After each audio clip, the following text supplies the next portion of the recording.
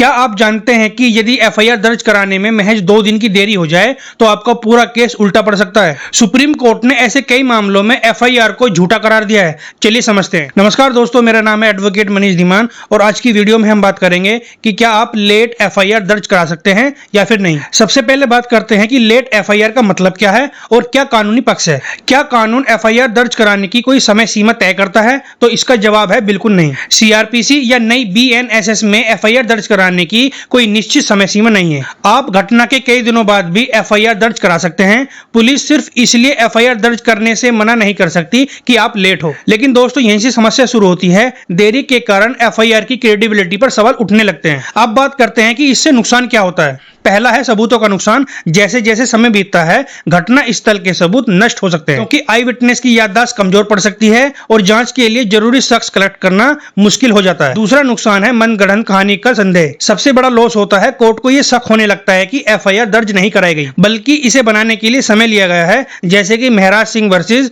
State of Uttar Pradesh 1994। Supreme court ने इस मामले में कहा कि देरी अक्सर बाद में सोचकर की गई चीजों को जोड़ने का काम करती है। तीसरा नुकसान है प्रोसिक्यूशन पक्ष पर मुश्किलें। कोर्ट में जज साहब एफआईआर को देखते ही चौकन्ने हो जाते हैं और फिर सबूतों की गहराई से जांच करते हैं। देरी को सही ठहराना प्रोसिक्यूशन पर होता है। मान लो वो सही कारण नहीं बता पाते तो मामला कमजोर पड़ जाता है। दोस्तों, इस मामले को एक एग्जाम्पल और केस साइटेशन से समझते हैं। पहला केस है थुलिया काली वर्सेस तमिलनाडु राज्य 1972। सुप्रीम कोर्ट ने इस केस में कहा था कि देरी से एफआईआर सहजता का लाभ खो देती है और इसमें 20 घंटे की देरी अहम मानी गई है। दूसरा केस है महराज सिंह वर्सेस उत्तर प्रदेश 1994 और इस केस में सुप्रीम कोर्ट ने एफआईआर में 3 दिन की देरी को घातक बताया था। तीसरा केस है सुप्रीम कोर्ट का 2023 का फैसला।